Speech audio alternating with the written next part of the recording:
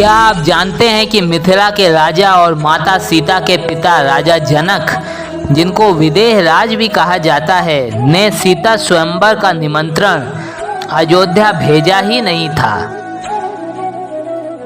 अयोध्या निमंत्रण ना भेजने की वजह क्या थी? अगर निमंत्रण नहीं भेजा गया था तो भगवान श्री राम जनकपुरी पहुंचकर सीता स्वयंवर में शामिल कैसे हुए? सीता स्वयंवर का निमंत्रण अयोध्या ना भेजने का कारण राजा जनक का बड़ा डर था। पौराणिक कथाओं के अनुसार जनकपुरी में एक व्यक्ति की शादी हुई। वह पहली बार अपने ससुराल जनकपुरी जा रहा था। उसे ससुराल के रास्ते में एक जगह दलदल मिला। उस दलदल में एक गाय फंसी हुई थी जो करीब करीब मरने वाली थी। उस गाय ने उस व्यक्ति से खुद को दलदल से बाहर निकालने में मदद करने के लिए गुहार लगाई। उस व्यक्ति के दिमाग में उस गाय को दलदल से बाहर निकालने का ख्याल आया,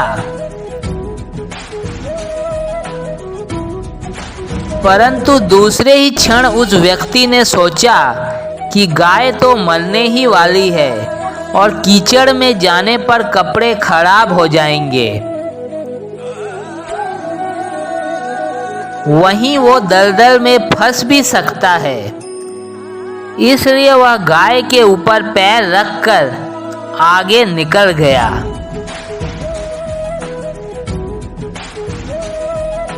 जैसे ही उसने दलदल को पार किया, उस गाय ने दम तोड़ दिया।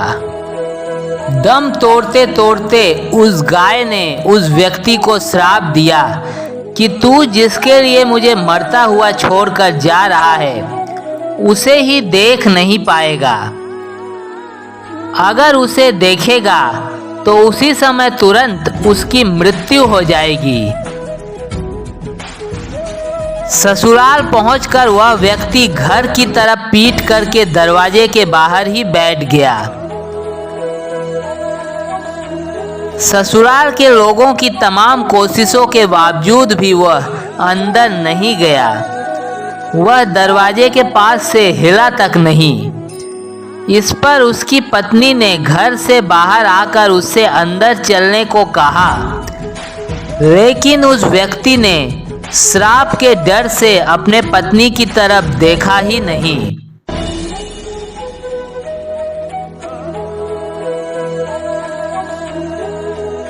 इस पर पत्नी ने इसका कारण पूछा तो उसने गाय के श्राप का सारा वृत्तांत अपनी पत्नी को कह सुनाया।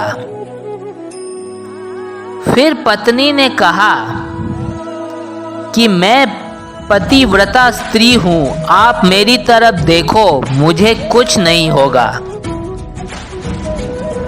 फिर उस व्यक्ति ने जैसे ही अपनी पत्नी की तरफ देखा तो उस व्यक्ति की आंखों की रोशनी चली गई। हुआ यह कि पतिव्रता स्त्री होने के कारण उस स्त्री की मृत्यु तो नहीं हुई, परंतु श्राप का प्रभाव ऐसा पड़ा कि उस व्यक्ति की नेत्रों की ज्योति तुरंत ही चली गई। वह स्त्री अपने पति को लेकर राजा जनक के दरबार में पहुंची। उसने राजा जनक को सारा वृत्तांत कह सुनाया। फिर राजा जनक ने राज्य के बड़े बड़े सभी विद्वानों को बुलाकर समस्या बताई और गौ श्राप से मुक्ति का उपाय पूछा। सभी विद्वानों ने आपस में परामर्श करने के पश्चात कहा कि व्यक्ति की पत्नी को छोड़कर यदि कोई दूसरी पतिव्रता स्त्री छलनी में गंगा जल लाकर छींटे, उसकी आंखों पर लगाए तो गौ श्राप से मुक्ति मिल जाएगी। राजा जनक ने यह सूचना नगर नगर गांव गांव में भिजवा दी कि जो कोई भी पतिव्रता स्त्री ऐसा करेगी तो उसको पुरस्कार दिया जाएगा। जब यह सूचना अयोध्या के महाराज दशरथ को मिली तो उन्होंने अपनी सभी रानियों से पूछा। इस पर सभी रानियों ने कहा कि राजमहल तो क्या, आप राज्य की किसी भी महिला से पूछेंगे तो वह भी पतिव्रता ही मिलेगी। राजा दशरथ ने एक सफाई वाली महिला को बुलाया। पूछे जाने पर महिला ने कहा कि वह पतिव्रता स्त्री है। महाराज दशरथ ने राजा जनक समेत सभी राजाओं को यह दिखाने के लिए उसी महिला को जनकपुरी भेजा कि उनका राज्य सबसे उत्तम है। राजा जनक ने भी उस महिला का बहुत सम्मान किया। अयोध्या से आई महिला छलनी लेकर गंगा किनारे गई और प्रार्थना की कि हे गंगा माँ, अगर मैं पूर्ण पतिव्रता हूँ तो गंगा जल की एक बूंद भी नीचे नहीं गिरनी चाहिए। प्रार्थना करके उसने गंगा जल को छलनी में पूरा भर लिया और राज दरबार पहुंच गई। महिला ने व्यक्ति की आंखों पर गंगा जल के छींटे मारे तो उस व्यक्ति की दोनों आंखों की रोशनी तुरंत लौट आई। राजा जनक ने राज सम्मान और पुरस्कार देकर उस सफाई वाली महिला को अयोध्या विदा कर दिया।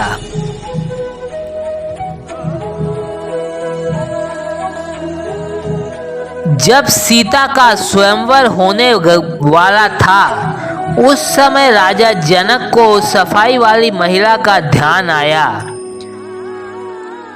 तो उन्होंने सोचा कि इतनी पतिव्रता महिला का पति कितना शक्तिशाली होगा।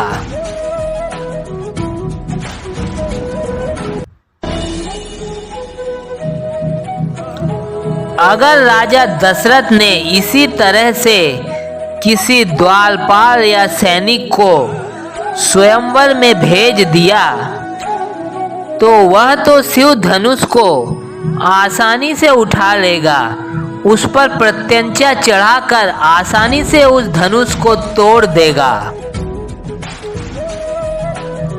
ऐसे में राजकुमारी सीता का किसी राजकुमार के बजाय सैनिक या द्वारपाल से विवाह हो जाएगा।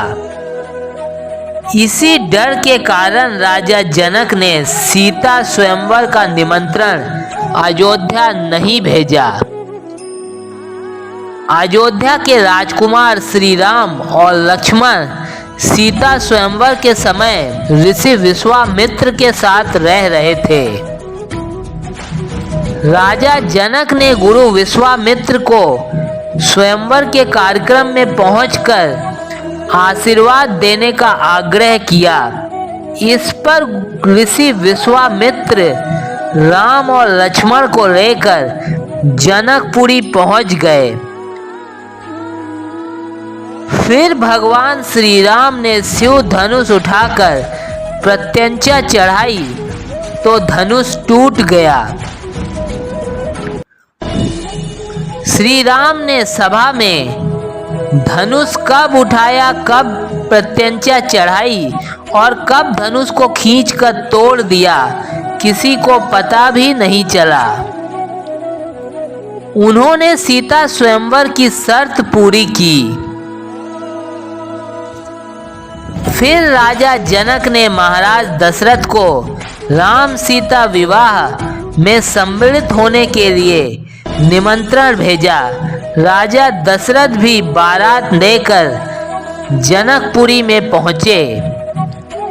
राजा दशरथ के पहुंचने पर विधि विधान से राम सीता का विवाह संपन्न हो गया।